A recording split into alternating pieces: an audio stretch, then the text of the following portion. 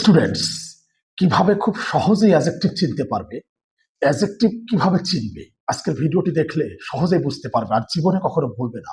এই ভিডিওটি দেখো, তাহলে খুব সহজে বুঝতে পারবে। থ্রি বি এর পরে অ্যাজেক্টিভ বসে। থ্রি বিটা কি? থ্রি বি এর পরে অ্যাজেক্টিভ বসে। এই যে এখানে একটু লক্ষ্য করো, থ্রি বি মানে হচ্ছে be become be verb, be become be verb. Three B হচ্ছে be become be verb, be became be verb. এই যে এটাকে থ্রি বি বলা হয়।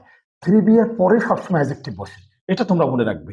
এটা একটা সূত্র, থ্রি বি এর পরে সবসময় অ্যাজেক্টিভ বসে। উদাহরণ দিলে সেটা বুঝতে পারবে। আচ্ছা লক্ষ্য করো, আমরা অবশ্য এইভাবে বলি, you should be sincere, you should be sincere.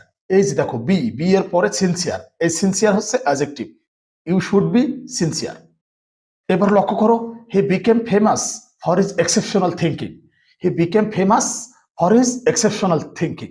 এই যে দেখো বিকেম এর পরে ফেমাস, এই ফেমাসটা হচ্ছে adjective. He became famous for his exceptional thinking, became famous, famous এখানে অ্যাডজেক্টিভ।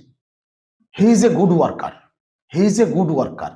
এখানে লক্ষ্য করো, এই যে ইজ, এটা হচ্ছে বি ভার্ব। আমরা জানি অ্যাম, ইজ, আর, ওয়াজ, ওয়ার, এগুলো হচ্ছে be verb. He is a good worker. এই যে ইজ এর পরে গুড আছে, তার মানে এখানে গুড হচ্ছে অ্যাডজেক্টিভ। অর্থাৎ থ্রি বি এর পরে অ্যাডজেক্টিভ বসে, বি বিকেম বি ভার্ব, এটাকে থ্রি বি বলা হয়। এরপরে সবসময় অ্যাডজেক্টিভ থাকে। তোমরা এটা মনে রাখবে, বি বিকেম বি ভার্ব, এরপরে যেটা থাকে সেটা হচ্ছে অ্যাডজেক্টিভ। আমার মনে হয় বুঝতে পেরেছো। নিয়মিত এরকম ভিডিও পেতে অবশ্যই আমার চ্যানেলটি সাবস্ক্রাইব করে আমার সাথেই থাকবে।